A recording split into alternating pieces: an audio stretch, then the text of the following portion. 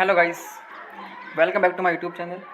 और आज हम डिस्कस करने वाले हैं एक ऐसा टॉपिक जो कि 8th स्टैंडर्ड लेवल का है। और ये टॉपिक बहुत कंफ्यूज करता है स्टूडेंट्स को, तो इसको हम अच्छे से पढ़ लेंगे आज। तो टॉपिक जो है इसका नाम है एटम। एटम्स क्या होते हैं, एटम्स क्या होते हैं, एलिमेंट्स क्या होते हैं और कंपाउंड क्या होते हैं। तो गाइस ऐसा माना जाता है कि ये जो यूनिवर्स, देखो एक होती है दुनिया। दुनिया मीन्स जहाँ पर हम रहते हैं, एक अर्थ हो गई, दुनिया हो गई। यूनिवर्स मीन्स क्या, कि जहाँ पर पूरा प्लैनेट्स को, गैलेक्सीज़ को मैं सबको इंक्लूड कर दूंगा। जब सबको मैं एक साथ गिन लेता हूँ तो उसको कहते हैं हम यूनिवर्स। तो ये जो यूनिवर्स है ये बना हुआ है एक छोटे से पार्टिकल से। और गाइस इसके ऊपर बहुत से साइंटिस्ट ने अपनी थ्योरीज दी है, जैसे कि Dalton sir, Thomson sir, Rutherford sir and Niels Bohr sir. उन्होंने अपनी अपनी थ्योरीज दी है। तो इनका यही कहना है कि जो यूनिवर्स है ये एक छोटे से पार्टिकल से बनी हुई है। और वो पार्टिकल इतना छोटा है कि हम उसको अपनी आंखों से देख ही नहीं सकते। बहुत छोटा है वो, बहुत छोटा, सबसे छोटा पार्टिकल है।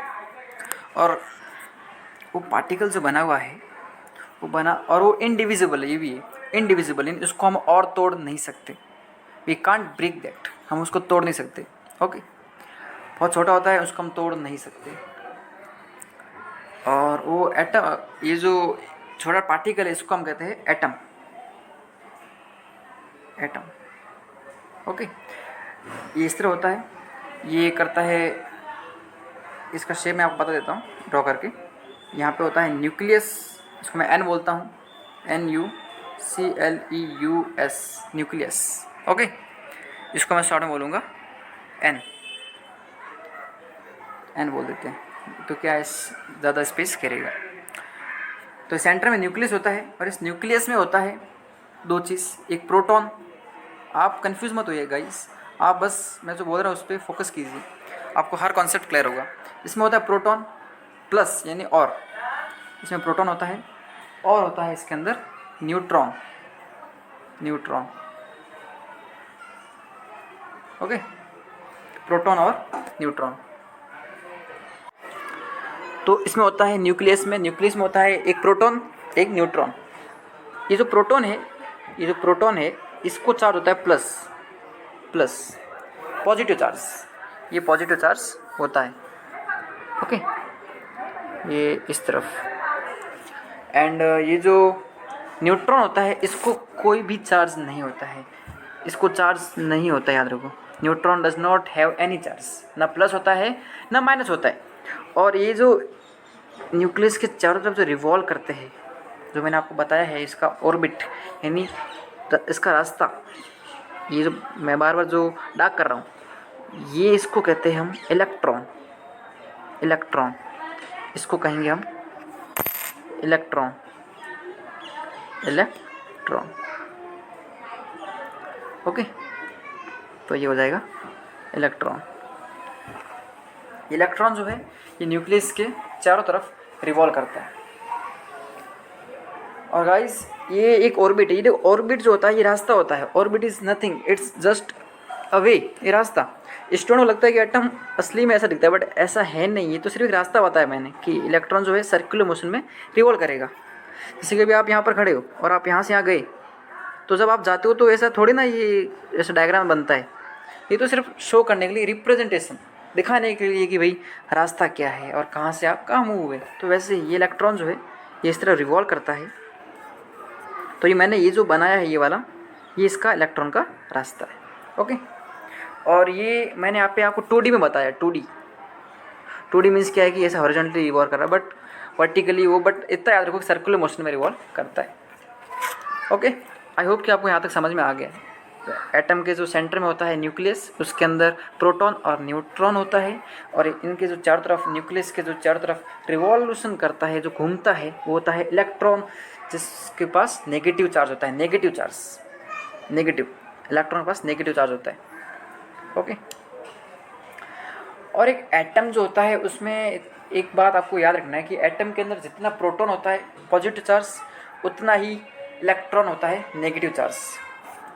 कोई भी एटम है जितना ही, जैसे कि एक एटम है, एटम में यहाँ पे देखो ये न्यूक्लियस होगा और यहाँ पर होगा ये इलेक्ट्रॉन। तो जितना ज़्यादा इस न्यूक्लियस में प्रोटॉन होगा उतना ही ज़्यादा इलेक्ट्रॉन भी होगा साइड में जो रिवॉल्व करेगा।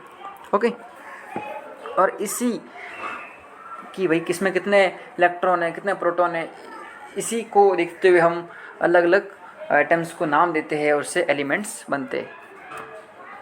ओके, तो एटम हमेशा न्यूट्रल होता है। एटम न्यूट्रल क्यों होता है? क्योंकि जितना इसके अंदर प्रोटॉन होगा पॉजिटिव चार्ज, उतना ही नेगेटिव होता है इलेक्ट्रॉन, और उतना ही न्यूट्रॉन होता है, न्यूट्रॉन भी उतना ही होता है। अब बात करते हैं कि ये एलिमेंट क्या होते हैं। तो गाइस, अब एक एटम समझ लो, एक एटम है, उसके अंदर एक इलेक्ट्रॉन है, तो उसमें कितना प्रोटॉन होगा? अगर एक इलेक्ट्रॉन है उसके अंदर, तो उसमें प्रोटॉन भी एक ही होगा, एक प्रोटॉन, और न्यूट्रॉन भी एक ही होगा, एक न्यूट्रॉन होगा। तो गाइस एक बात और याद रख लीजिए, मैं अगर बार बार ऐसा कहता हूँ कि एक इलेक्ट्रॉन है, तो आप खुद से समझ लेना कि उसके अंदर एक ही प्रोटॉन होगा। ओके, अच्छा, यहाँ तक तो आपको समझ में आ गया। तो मैं यहाँ पे एक इलेक्ट्रॉन लिखता हूँ, इसका मीन्स इसमें एक ही प्रोटॉन है। और ये जब ये एक ही एटम है, इसमें एक इलेक्ट्रॉन एक प्रोटॉन है, ऐसे अगर मैं बहुत सारे सेम टाइप के एटम जिसके अंदर एक ही इलेक्ट्रॉन होगा एक ही प्रोटॉन होगा, यहाँ पे एक इलेक्ट्रॉन हो जाएगा, और एक और एटम में मिला देता हूँ, ये न्यूक्लियस, और यहाँ पे एक इलेक्ट्रॉन। यानी मैं क्या कर रहा हूँ, ऐसे बहुत सारे एटम्स को जंबल कर रहा हूँ, मिला रहा हूँ, बहुत सारे एटम्स को ऐसे मिला देता हूँ मैं। समझ लीजिए कि सब का स्ट्रक्चर सेम है, सब में एक ही इलेक्ट्रॉन और एक ही प्रोटॉन है। तो मैं इसको सबको मिला देता हूँ ऐसे। यहाँ पे देख पा रहे हो कि ये जो एक पूरा शीट जैसा शेप बनेगा, शीट, राइट। शीट कैसे बन सकता हो, शीट जैसा या फिर सर्कुलर, जैसा बनाना चाहो वो आप पे डिपेंड है। यहाँ पे साइज़ भी शायद सर्कल की सेम नहीं है, बट ऐसा मान के चलो कि पूरा सर्कल का साइज़ भी सेम है, जितना इलेक्ट्रॉन है उतना ही प्रोटॉन है, तो ये ऐसा एक शीट बन जाएगा। और ये जब सेम ही टाइप के इलेक्ट्रॉन से अगर शीट बन जाता है इस तरफ, तो इसे हम कहते हैं एलिमेंट। एलिमेंट में याद रखिए गाइस, इसमें एटम का स्ट्रक्चर सेम रहता है, यानी सेम ही टाइप के एटम से ये बना हुआ होता है, तो ये बन गया एलिमेंट। ओके, इसे हम कहते हैं एलिमेंट। आई होप कि आपको ये समझ में आ गया। अच्छा, आपने एक वर्ड सुना होगा आयोनाइजेशन या फिर आयोनाइज्ड। ये आई थिंक 8th के लेवल में रहेगा या नहीं रहेगा, आई डोंट रिमेंबर, बट इसको समझ लेंगे तो आपके लिए बेहतर होगा। एक एटम है, ये एटम है, यहाँ पर न्यूट्रॉन है, और यहाँ n neutron, n is not good, पर जो भी है n न्यूट्रॉन है, और E जो है ये इलेक्ट्रॉन है। तो अगर मैंने आपको ये बात बता चुका हूँ कि इसमें जितने इलेक्ट्रॉन होंगे उतने प्रोटॉन होंगे, अगर मैं इसमें से एक इलेक्ट्रॉन हटा देता हूँ, मैं इसको एक इलेक्ट्रॉन को हटा देता हूँ यहाँ से, तो क्या होगा? तो मैंने यहाँ पे एक इलेक्ट्रॉन हटा दिया, तो आप देख सकते हो कि यहाँ पर अगर मैंने एक इलेक्ट्रॉन हटा दिया तो एक प्रोटॉन बढ़ जाएगा, बढ़ गया ना प्रोटॉन इनडायरेक्टली। इलेक्ट्रॉन कम हो गया मीन्स जितने इलेक्ट्रॉन होना चाहिए उतने प्रोटॉन होना चाहिए, बट यहाँ पे पॉजिटिव चार्ज आ गया, बिकॉज यहाँ पे पॉजिटिव का कॉन्सेंट्रेशन है बढ़ गया, पॉजिटिव कॉन्सेंट्रेशन बढ़ गया, तो इसे हम कहेंगे पॉजिटिव आयोनाइज्ड, पॉजिटिवली आयोनाइज्ड, यानी इसमें से इलेक्ट्रॉन कम हो गया, तो ये पॉजिटिवली आयोनाइज्ड हो गया। और दूसरी तरफ अगर ये यहाँ पर n न्यूक्लियस है, इसके अंदर प्रोटॉन है, ओके, और यहाँ पर इलेक्ट्रॉन है, तो अगर इसमें से मैंने इसको हटा दिया, प्रोटॉन को हटा देता हूँ मैं, वैसे इसके न्यूट्रॉन भी होते हैं, बट ऐसा मान के चलो कि मैंने इस प्रोटॉन को हटा दिया, एक ही प्रोटॉन था, मैंने इसको हटा दिया, तो ये हो गया नेगेटिव आयोनाइज्ड, नेगेटिव आयोनाइज्ड।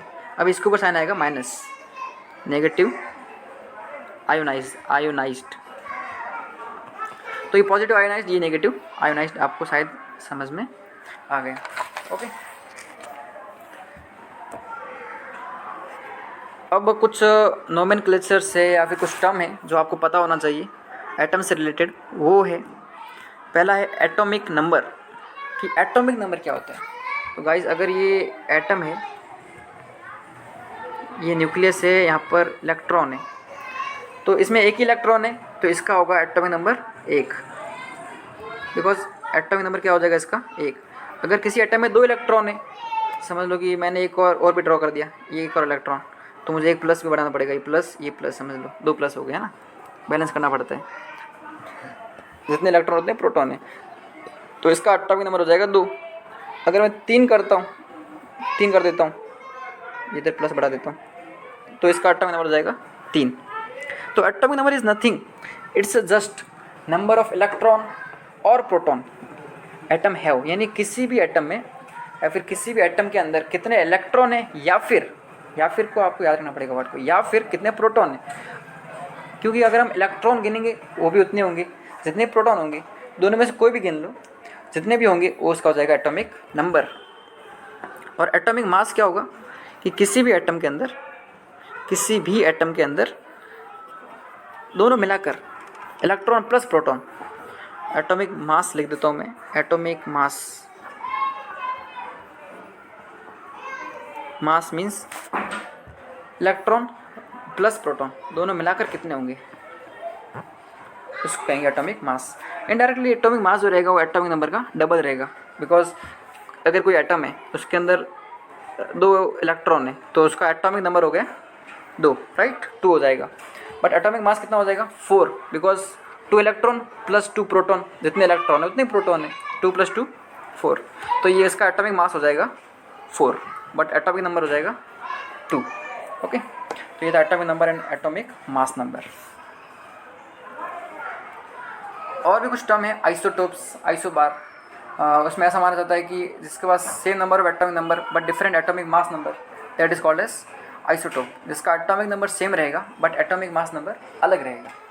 कि एक समझ लो एक एटम है, इसके अंदर यहाँ पे न्यूक्लियस है, इसके अंदर प्रोटॉन न्यूट्रॉन होता है, यहाँ पर इलेक्ट्रॉन है। ओके, तो इसका एटॉमिक नंबर जो है वो क्या होगा कि कितना इलेक्ट्रॉन है। तो इसका 1 इलेक्ट्रॉन है तो इसका एटॉमिक नंबर हो गया 1, इसको हम Z से डिनोट करते हैं 1, एटॉमिक नंबर हो गया 1। ओके, और इसका एटॉमिक मास नंबर जो रहेगा वो A रहेगा, वो A2 भी हो सकता है। अब आप बोलेंगे अगर 2 है इसका मीन्स क्या है कि 2 इलेक्ट्रॉन है, सॉरी एटॉमिक मास जो 3 हो सकता है। एटॉमिक मास तो आपको पता है 2 होगा, बिकॉज 1 इलेक्ट्रॉन 1 प्रोटॉन, बट यहाँ पे मैं 3 बोलता हूँ, मैं यहाँ पे एटॉमिक मास 3 बोलता हूँ। तो आप बोलेंगे 3 कैसे हो गया, 2 तो चलो हो सकता है बिकॉज 1 इलेक्ट्रॉन प्लस 1 प्रोटॉन, 3 क्यों हुआ, बिकॉज मैं ऐसा मान के चलता हूँ कि एटॉमिक मास जो होता है ये प्लस होता है proton plus neutron. I think I have made some mistake, now I remember कि एटॉमिक मास होता है प्रोटॉन प्लस न्यूट्रॉन होता है, not proton plus electron, neutron plus proton plus neutron. Okay, क्योंकि ये जो मैंने बोला था वो थोड़ा सा एक एरर आ गया। एटॉमिक मास होता है प्रोटॉन प्लस न्यूट्रॉन, क्योंकि कितना प्रोटॉन है और कितना न्यूट्रॉन है, जितना न्यूट्रॉन होता है उतना ही प्रोटॉन ही होता है गाइस, जितना प्रोटॉन होता है उतना ही न्यूट्रॉन होता है। ओके, तो यहाँ पर 3 कैसे होगा, क्योंकि यहाँ पर इलेक्ट्रॉन उतने समझ लो 1 है, प्रोटॉन भी 1 ही है, बट न्यूट्रॉन एक ज़्यादा है, बिकॉज न्यूट्रॉन का एक ज़्यादा होने से हमें फ़र्क नहीं पड़ता है उसको, फ़र्क मीन्स एटम का जो न्यूट्रल जो स्टेट है उसको कुछ फ़र्क नहीं पड़ेगा, क्योंकि न्यूट्रॉन के पास कोई चार्ज होता ही नहीं, ना प्लस होता है ना माइनस होता है। तो इसकी वजह से क्या हो जाएगा, ये जो एटम है इसके अंदर 3 न्यूट्रॉन भी हो सकते हैं। जब ज़्यादा न्यूट्रॉन होंगे, जैसे कि प्रोटॉन 1 है, इलेक्ट्रॉन भी 1 है, बट न्यूट्रॉन कितने 2, तो 2 + 1 कितने हो जाएंगे 3, तो इसका एटॉमिक मास हो जाएगा 3, एटॉमिक मास हो जाएगा 3। एटॉमिक मास में हमेशा प्रोटॉन प्लस न्यूट्रॉन करते हैं। I have something fault, no problem, but I think now आपको समझ में आ गया ये चीज़।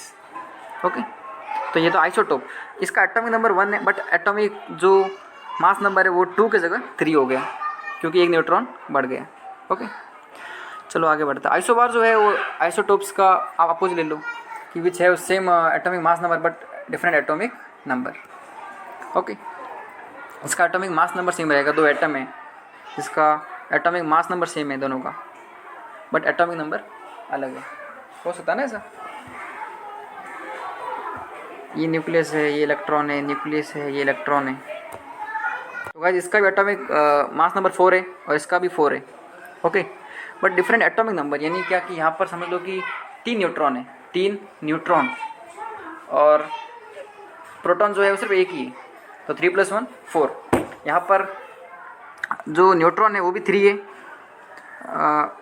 यहाँ पे न्यूट्रॉन जो है वो 2 है और प्रोटॉन भी है 2 है, 2 + 2 4। अब अगर आप इनका एटॉमिक मास देखोगे तो सेम आएगा, 3 + 1 4 and 2 and 2 4, but atomic number जो है इसका कितना है 2, क्योंकि इसके पास 2 प्रोटॉन है, राइट। और इसका एटॉमिक नंबर क्या आएगा, इसका अगर एटॉमिक नंबर देखेंगे तो ये 1 आ जाएगा। इसके पास एक ही प्रोटॉन है, 3 न्यूट्रॉन है, ओके। तो ये था आइसोबार। अब जाते हैं अगले टर्म की तरफ। अगले टर्म की तरफ जाते हैं। अगला टर्म जो रहेगा वो रहेगा कि एलिमेंट्स ये एलिमेंट्स जो बनते हैं इनके नाम किस बेसिस पे दिए जाते हैं। तो अगर कोई एटम है उसके अंदर एक ही समझ लो ये न्यूक्लियस, इसके अंदर एक ही प्रोटॉन है, राइट। एक प्रोटॉन रहेगा तो ये प्रोटॉन, इसके पास एक ही इलेक्ट्रॉन रहेगा। और अगर इसके पास एक प्रोटॉन है एक इलेक्ट्रॉन है तो इसका एटॉमिक नंबर हो जाएगा 1। इसका एटॉमिक नंबर हो गया 1। और इसे हम कहेंगे हाइड्रोजन। हाइड्रोजन जो है एक एलिमेंट है, और ये एलिमेंट जो होते हैं इसके पास कितना एटॉमिक नंबर है, एक इलेक्ट्रॉन होता है, तो इसका एटॉमिक नंबर 1 हो गया। वैसे ही अगर कोई एटम है जिसके अंदर 2 इलेक्ट्रॉन है तो ये 2 ऑर्बिट बनाने पड़ेंगे, बिकॉज ये एक इलेक्ट्रॉन यहाँ पर एक, चलो एक में भी हम ऐसा सेटअप कर सकते हैं, बिकॉज एक ऑर्बिट पे 2 इलेक्ट्रॉन आ सकते हैं। मैक्सिमम एक ऑर्बिट पे, एक रास्ते पे 2 ही इलेक्ट्रॉन आ सकते हैं, 2 से ज़्यादा इलेक्ट्रॉन नहीं आ सकते, ओके। तो मैंने 2 ऑर्बिट बनाया दिखाने के लिए, बट एक ऑर्बिट भी काफ़ी था, इसको हटा देते हैं, नॉट रिक्वायर्ड। तो ये हो जाएगा, इसका जो एटॉमिक नंबर है वो हो जाएगा 2, और इसका नाम होगा हीलियम। इसको हम He लिखते हैं, हीलियम। जितने इलेक्ट्रॉन है उतना ही प्रोटॉन होंगे, 2 प्रोटॉन।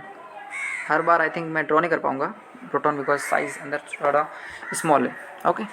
ये हो गया हीलियम। वैसे लिथियम में 3 इलेक्ट्रॉन होते हैं, फिर हाइड्रोजन, हीलियम, फिर लिथियम, फिर beryllium, boron, carbon, nitrogen, oxygen, fluorine, neon, sodium, magnesium, aluminium, silicon, ऐसे बहुत सारे एलिमेंट जो है बनते हैं। टोटल 118 एलिमेंट अभी तक डिस्कवर हुए, ओके। तो मैक्सिमम जो एटॉमिक नंबर रहेगा, इलेक्ट्रॉन जो रहेंगे कितने रहेंगे, 118, राइट। बिकॉज पहला है हाइड्रोजन, ऐसा दूसरा तीसरा करते करते इसमें 1 इलेक्ट्रॉन, इसमें 2 इलेक्ट्रॉन, इसमें 3 इलेक्ट्रॉन, तो 118 इलेक्ट्रॉन। सोचो जब 118 इलेक्ट्रॉन होंगे तो क्या वो एटम होगा, राइट। एक एटम में 118 electron, it's not a joke. तो वो जो एटम है वो उसको हम अलग रखते हैं नॉर्मल एटम से, ओके। थिंक यहाँ तक कॉन्सेप्ट आपको समझ में आ गया एलिमेंट। अब कंपाउंड क्या होते हैं, कंपाउंड के जाने से पहले आई थिंक मुझे और भी टर्म्स को कंसेप्ट क्लियर कर देना चाहिए। और वो टर्म्स जो है वो है, आपने अगर पीरियोडिक टेबल देखा होगा, पीरियोडिक टेबल, तो वो जो केमिस्ट्री में होता है, तो पीरियोडिक टेबल में क्या होता है कि हमने ब्लॉक को डिवाइड किया है, S block, P block, D block, F block, और वो 10th के लेवल का टॉपिक है, तो मैं यहाँ पर डिस्कस नहीं करूँगा। इसके लिए मैं एक अलग से वीडियो बनाऊँगा ज़रूर, ठीक है। तो यहाँ पर मैं आगे बढ़ता हूँ कंपाउंड की तरफ। कंपाउंड जो होते हैं वो होते हैं, अच्छा शॉर्ट में ले लेता हूँ मैं कि वो क्या होता है पीरियोडिक टेबल। पीरियोडिक टेबल कुछ इस तरह होता है, ये जैसे हमने इनको क्या किया है, जो एटम्स से जो एलिमेंट बने हुए, इस एलिमेंट को उनके एटॉमिक नंबर के हिसाब से हमने उनको ऐसे टेबल बनाया है जिसके ज़रिए आपको समझ में आएगा। फिर हमने क्या किया है, यहाँ से ये यहाँ से ऐसा लिया है, फिर ऐसा बनाया है। ये हमने यहाँ तक शॉर्ट में बता रहा हूँ कि कैसे होता है, ओके। और जो नीचे भी होता है इसके, और ये सब पूरा टेबल होता है।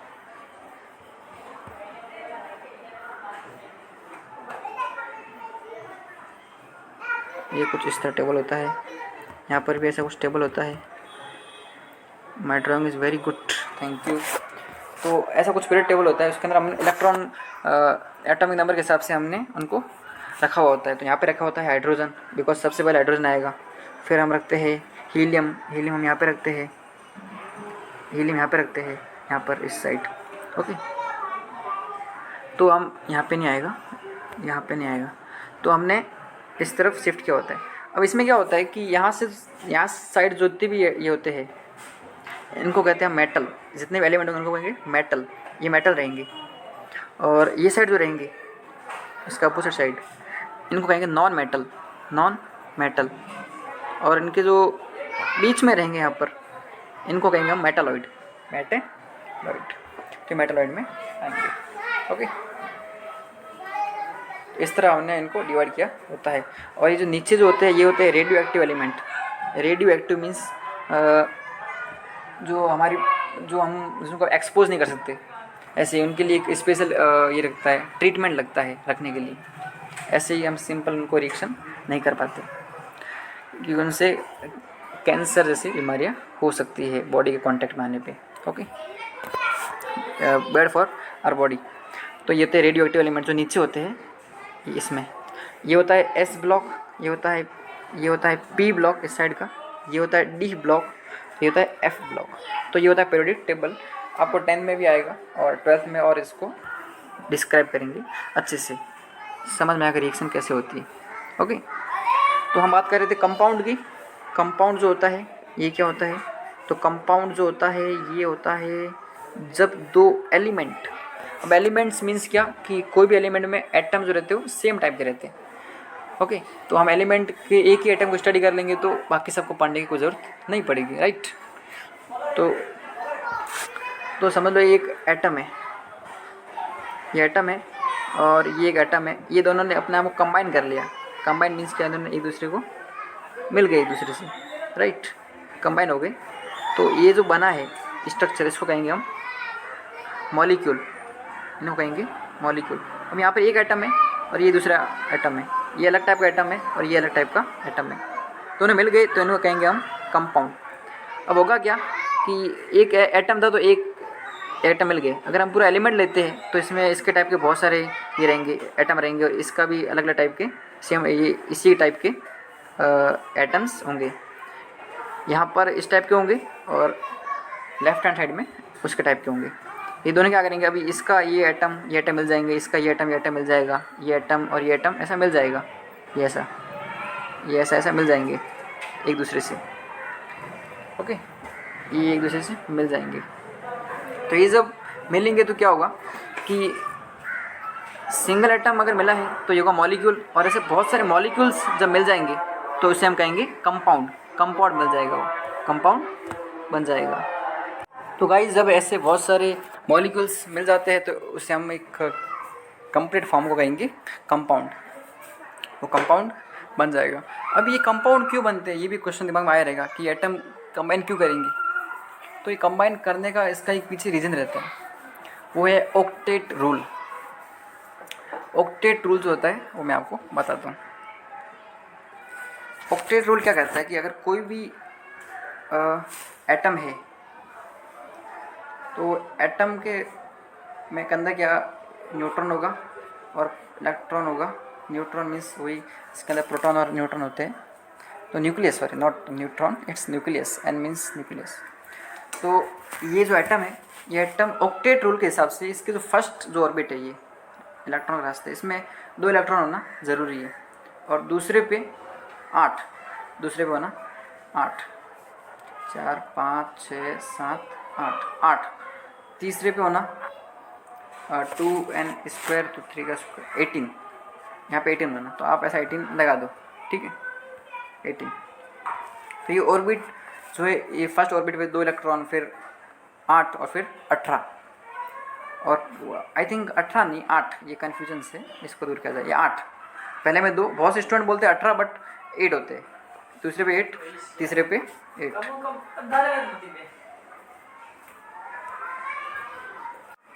तो ये ऑक्टेट का रूल है, और यही इसी को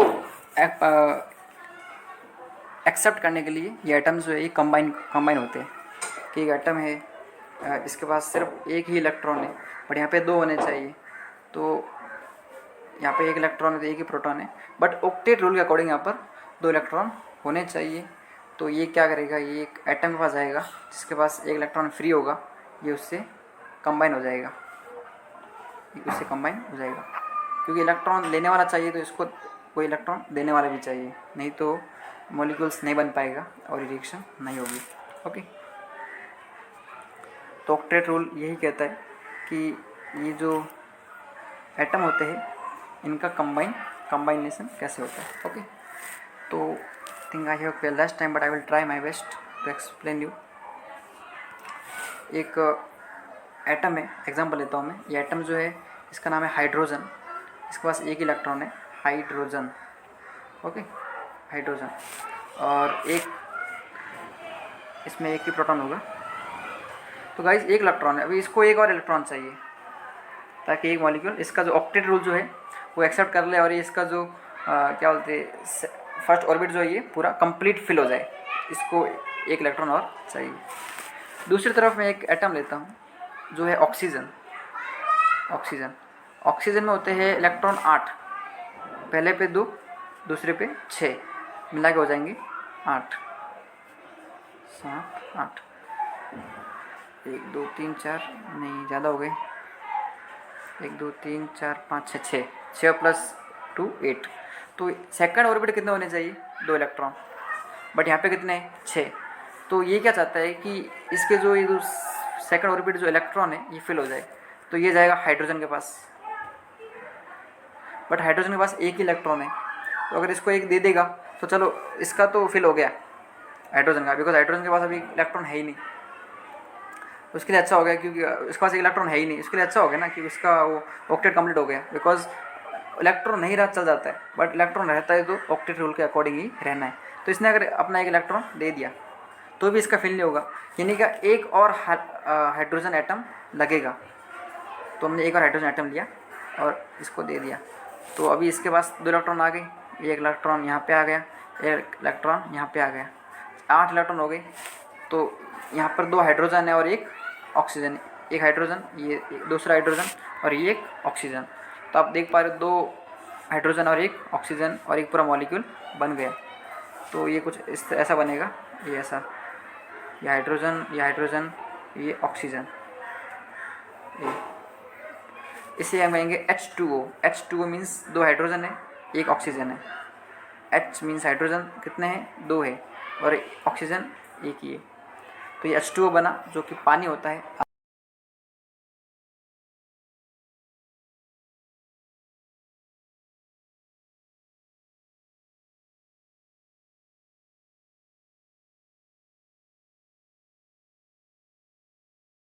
ओके, तो एटम हमेशा न्यूट्रल होता है।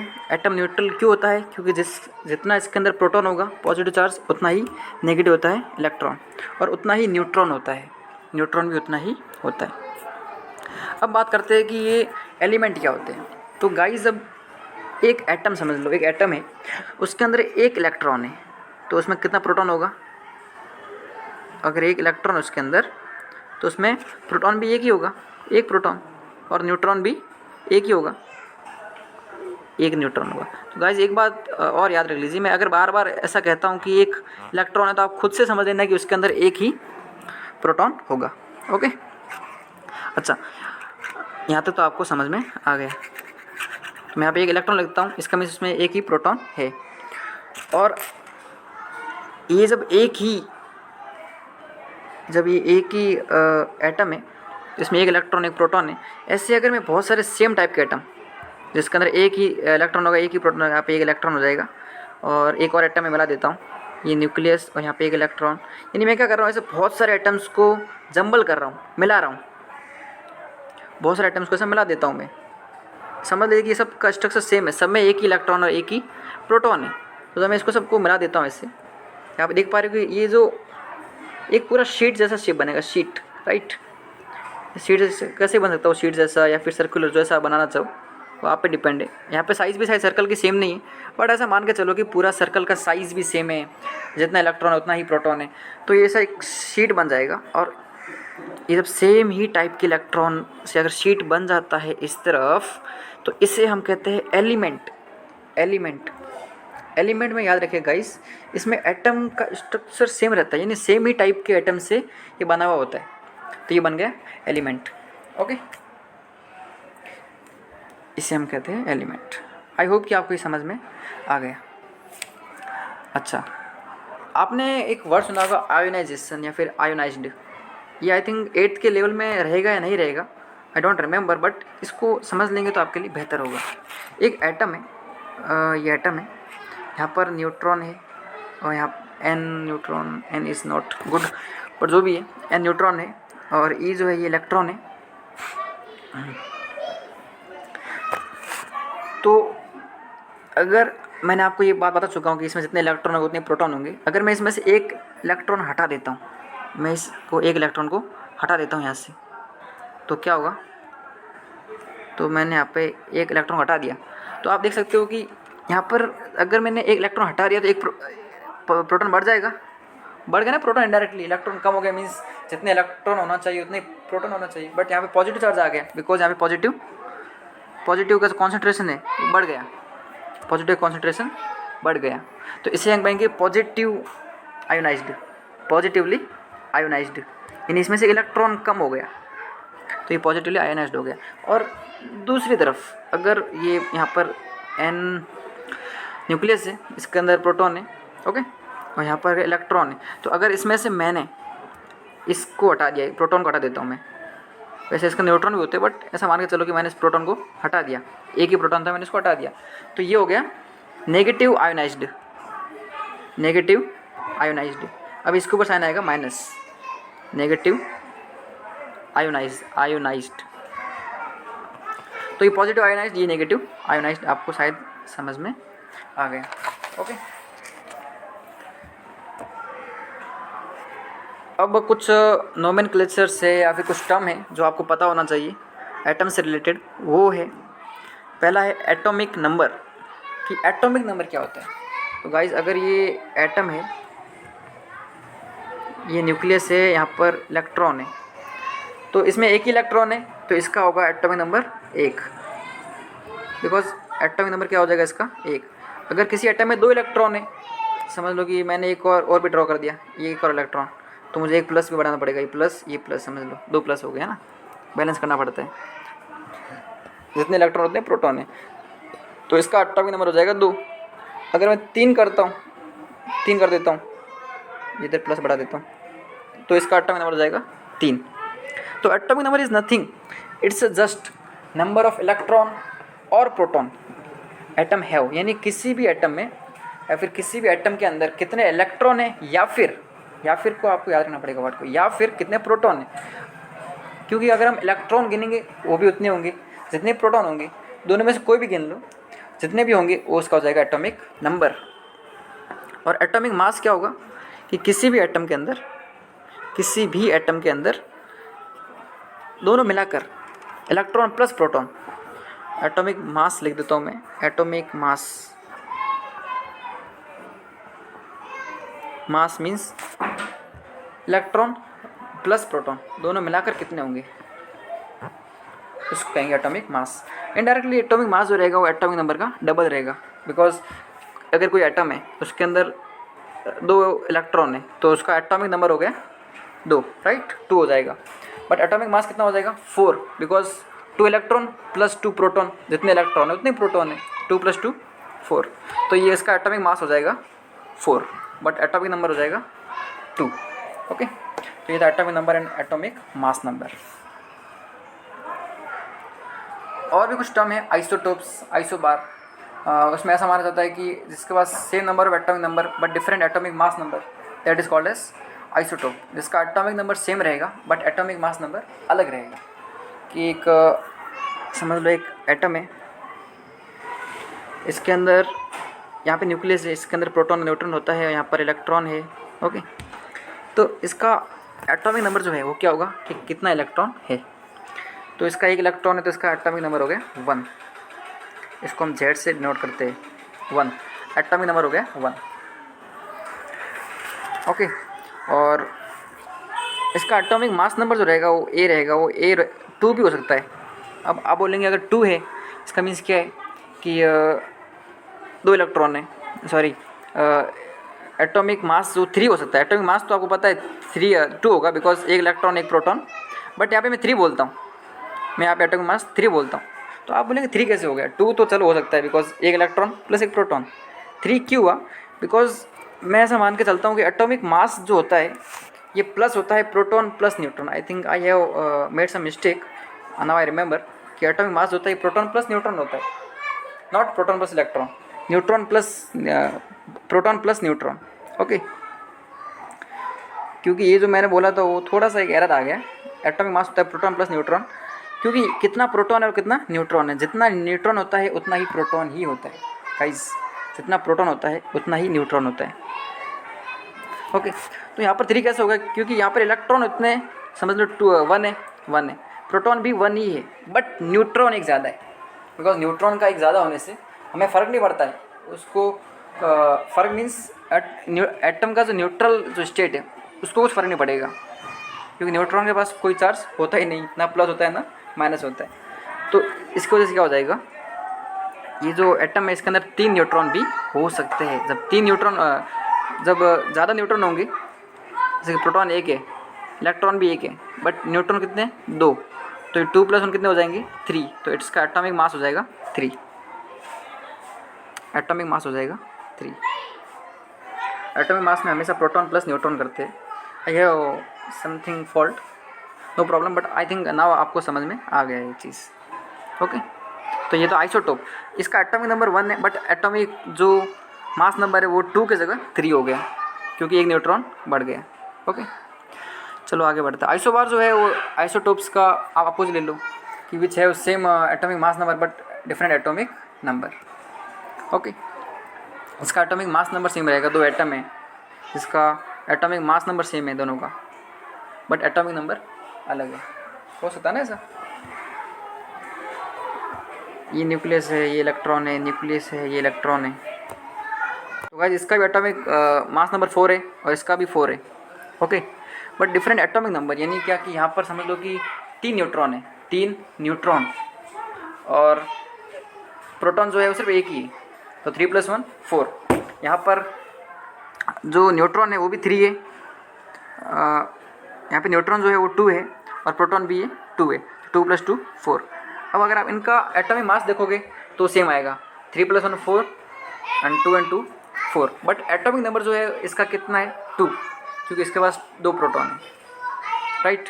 और इसका एटॉमिक नंबर क्या आएगा, इसका अगर एटॉमिक नंबर देखेंगे तो ये 1 आ जाएगा, इसके पास एक ही प्रोटॉन है, 3 न्यूट्रॉन है। ओके, तो ये था आइसोबार। अब जाते हैं अगले टर्म की तरफ, जाते हैं। अगला टर्म जो रहेगा वो रहेगा कि एलिमेंट्स ये एलिमेंट्स जो बनते हैं इनके नाम किस बेसिस पे दिए जाते हैं। तो अगर कोई एटम है उसके अंदर एक ही, समझ लो ये न्यूक्लियस, इसके अंदर एक ही प्रोटॉन है, राइट, एक प्रोटॉन रहेगा, तो ये प्रोटॉन, इसके पास एक ही इलेक्ट्रॉन रहेगा, और अगर इसके पास एक प्रोटॉन है एक इलेक्ट्रॉन है तो इसका एटॉमिक नंबर हो जाएगा 1, इसका एटॉमिक नंबर हो गया 1, और इसे हम कहेंगे हाइड्रोजन। हाइड्रोजन जो है एक एलिमेंट है, और ये एलिमेंट जो होते हैं इसके पास कितना एटॉमिक नंबर है, एक इलेक्ट्रॉन होता है, तो इसका एटॉमिक नंबर 1 हो गया। वैसे ही अगर कोई एटम है जिसके अंदर 2 इलेक्ट्रॉन है तो ये 2 ऑर्बिट बनाने पड़ेंगे, बिकॉज ये एक इलेक्ट्रॉन यहाँ पर, एक, चलो एक में भी हम ऐसा सेटअप कर सकते हैं, बिकॉज एक ऑर्बिट पे 2 इलेक्ट्रॉन आ सकते हैं, मैक्सिमम एक ऑर्बिट पे, एक रास्ते पे 2 ही इलेक्ट्रॉन आ सकते हैं, 2 से ज़्यादा इलेक्ट्रॉन नहीं आ सकते। ओके, तो मैंने 2 ऑर्बिट बनाया दिखाने के लिए, बट एक ऑर्बिट भी काफ़ी था, इसको हटा देते हैं, नॉट रिक्वायर्ड। तो ये हो जाएगा, इसका जो एटॉमिक नंबर है वो हो जाएगा 2, और इसका नाम होगा हीलियम, इसको हम He लिखते हैं, हीलियम। जितने इलेक्ट्रॉन है उतना ही प्रोटॉन होंगे, 2 proton. Her bar I think मैं ड्रॉ नहीं कर पाऊँगा प्रोटॉन, बिकॉज साइज़ अंदर थोड़ा स्मॉल है। ओके, ये हो गया हीलियम। वैसे लिथियम में 3 इलेक्ट्रॉन होते हैं, फिर हाइड्रोजन, हीलियम, फिर लिथियम, फिर beryllium, boron, carbon, nitrogen, oxygen, fluorine, neon, sodium, magnesium, aluminium, silicon, ऐसे बहुत सारे एलिमेंट जो है बनते हैं। टोटल 118 एलिमेंट अभी तक डिस्कवर हुए।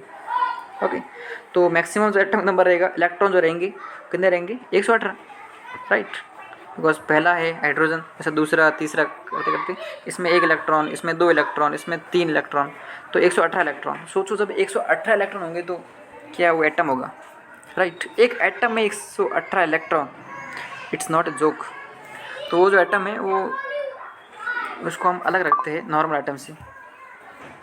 ओके, थिंक यहाँ तक कॉन्सेप्ट आपको समझ में आ गया एलिमेंट। अब कंपाउंड क्या होते हैं, कंपाउंड के जाने से पहले आई थिंक मुझे और भी टर्म्स को कंसेप्ट क्लियर कर देना चाहिए, और वो टर्म्स जो है वो है,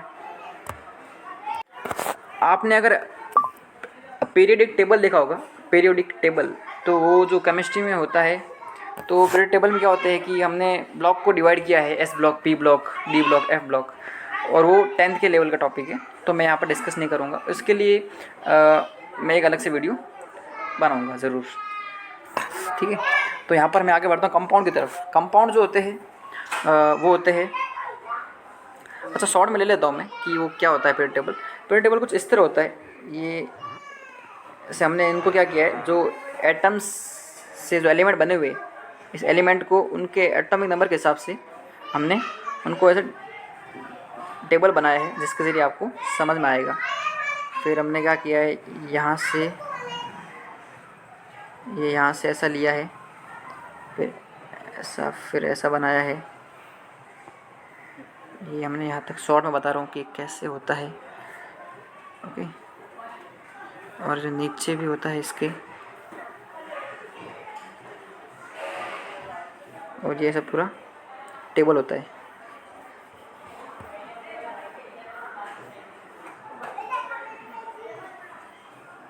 ये कुछ इस तरह टेबल होता है, यहाँ पर भी ऐसा कुछ टेबल होता है। माई drawing is very good, thank you. तो ऐसा कुछ पीरियड टेबल होता है, उसके अंदर हमने इलेक्ट्रॉन एटॉमिक नंबर के हिसाब से हमने उनको रखा हुआ होता है। तो यहाँ पे रखा होता है हाइड्रोजन, बिकॉज सबसे पहले हाइड्रोजन आएगा। फिर हम रखते हैं हीलियम, हीलियम हम यहाँ पे रखते हैं, हीलियम यहाँ पे रखते हैं, यहाँ पर इस साइड, ओके। तो हम यहाँ पे नहीं आएगा, यहाँ पे नहीं आएगा, तो हमने इस तरफ शिफ्ट किया होता है। अब इसमें क्या होता है कि यहाँ से यहाँ साइड जितने भी ये होते हैं, इनको कहते हैं मेटल। जितने भी एलिमेंट होंगे उनको कहेंगे मेटल, ये मेटल रहेंगे। और ये साइड जो रहेंगे, इसका अपोजिट साइड, इनको कहेंगे नॉन मेटल, नॉन मेटल।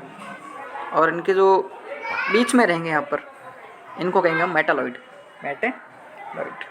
तो मेटालॉइड में आएंगे, ओके। इस तरह हमने इनको डिवाइड किया होता है। और ये जो नीचे जो होते हैं, ये होते हैं रेडियो एक्टिव एलिमेंट।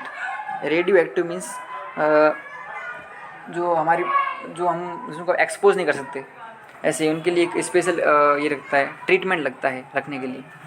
ऐसे ही हम सिंपल उनको रिएक्शन नहीं कर पाते, क्योंकि उनसे कैंसर जैसी बीमारियां हो सकती है बॉडी के कांटेक्ट में आने पे, okay. Bad for our body. तो ये होते हैं रेडियो एक्टिव एलिमेंट जो नीचे होते हैं, इसमें ये होता है एस ब्लॉक, ये होता है पी ब्लॉक इस साइड का, ये होता है डी ब्लॉक, ये होता है एफ ब्लॉक। तो ये होता है पीरियोडिक टेबल। आपको 10th में भी आएगा और 12th में, और इसको डिस्क्राइब करेंगे अच्छे से, समझ में आएगा रिएक्शन कैसे होती है, ओके। तो हम बात कर रहे थे कंपाउंड की। कंपाउंड जो होता है ये क्या होता है, तो कंपाउंड जो होता है ये होता है जब दो एलिमेंट, अब एलिमेंट्स मीन्स क्या कि कोई भी एलिमेंट में एटम जो रहते हो सेम टाइप के रहते हैं, ओके। तो हम एलिमेंट के एक ही एटम को स्टडी कर लेंगे तो बाकी सबको पढ़ने की कोई ज़रूरत नहीं पड़ेगी, राइट।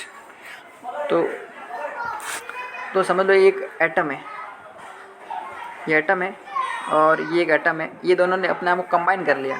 कंबाइन मीन्स क्या, दोनों एक दूसरे को मिल गए एक दूसरे से, राइट, कंबाइन हो गए। तो ये जो बना है स्ट्रक्चर, इसको कहेंगे हम मॉलिक्यूल, इनको कहेंगे मॉलिक्यूल। अब यहाँ पर एक एटम है और ये दूसरा एटम है, ये अलग टाइप का एटम है और ये अलग टाइप का एटम है, दोनों मिल गए तो इनको कहेंगे हम कंपाउंड। अब होगा क्या कि एक एटम था तो एक एटम मिल गए। अगर हम पूरा एलिमेंट लेते हैं तो इसमें इसके टाइप के बहुत सारे ये रहेंगे, एटम रहेंगे, और इसका भी अलग अलग टाइप के सेम ये इसी टाइप के एटम्स होंगे। यहाँ पर इस टाइप के होंगे और लेफ्ट हैंड साइड में उसके टाइप के होंगे। ये दोनों क्या करेंगे, अभी इसका ये एटम मिल जाएंगे, इसका ये एटम मिल जाएगा, ये एटम और ये एटम ऐसा मिल जाएगा, ये ऐसा मिल जाएंगे एक दूसरे से, ओके। ये एक दूसरे से मिल जाएंगे। तो ये जब मिलेंगे तो क्या होगा कि सिंगल एटम अगर मिला है तो ये होगा मॉलिक्यूल, और ऐसे बहुत सारे मॉलिक्यूल्स जब मिल जाएंगे तो उसे हम कहेंगे कंपाउंड। कंपाउंड मिल जाएगा, वो कंपाउंड बन जाएगा। तो गाइस जब ऐसे बहुत सारे मॉलिक्यूल्स मिल जाते हैं तो उसे हम एक कंप्लीट फॉर्म को कहेंगे कंपाउंड, वो कंपाउंड बन जाएगा। अब ये कंपाउंड क्यों बनते हैं, ये भी क्वेश्चन दिमाग में आया रहेगा कि एटम कंबाइन क्यों करेंगे। तो ये कंबाइन करने का इसका एक पीछे रीज़न रहता है, वो है ऑक्टेट रूल। ऑक्टेट रूल जो होता है वो मैं आपको बताता हूँ। ऑक्टेट रूल क्या कहता है कि अगर कोई भी एटम है, तो एटम के में के अंदर क्या न्यूट्रॉन होगा और इलेक्ट्रॉन होगा। न्यूट्रॉन मीन्स वही इसके अंदर प्रोटॉन और न्यूट्रॉन होते हैं। तो nucleus, sorry not neutron, it's nucleus, N means nucleus. तो ये जो एटम है, ये एटम ऑक्टेट रूल के हिसाब से इसके जो फर्स्ट जो ऑर्बिट है, ये इलेक्ट्रॉन का रास्ते, इसमें 2 इलेक्ट्रॉन होना ज़रूरी है, और दूसरे पे 8, दूसरे पे होना 8, 4 5 6 7 8, तीसरे पे होना 2n स्क्वायर, तो 3 का स्क्वायर 18, यहाँ पे 18 होना, तो आप ऐसा 18 लगा दो, ठीक है 18। तो ये ऑर्बिट जो है, ये फर्स्ट ऑर्बिट पे 2 इलेक्ट्रॉन, फिर 8 और फिर 18, और आई थिंक 18 नहीं 8, ये कन्फ्यूजन से इसको दूर किया जाए। ये 8 पहले में 2, बहुत से स्टूडेंट बोलते हैं 18 बट 8 होते हैं, दूसरे पे 8, तीसरे पे 8।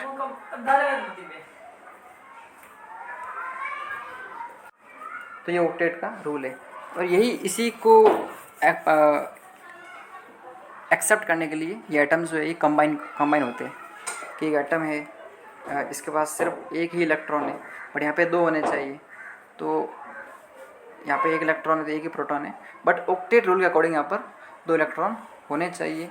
तो ये क्या करेगा, ये एक एटम के पास आएगा जिसके पास 1 इलेक्ट्रॉन फ्री होगा, ये उससे कंबाइन हो जाएगा,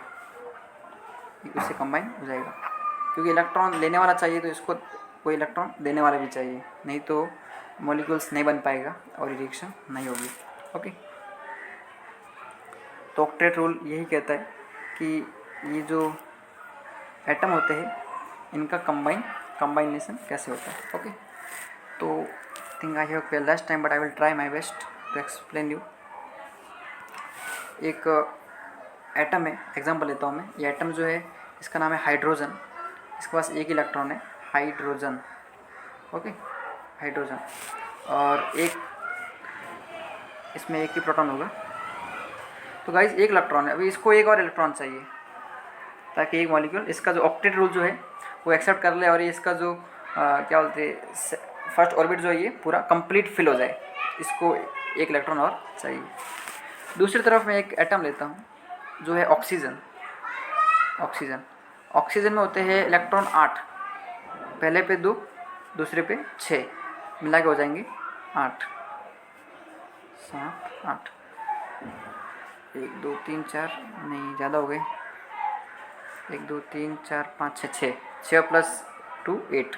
तो सेकंड ऑर्बिट कितने होने चाहिए, 2 इलेक्ट्रॉन, बट यहाँ पे कितने हैं, 6।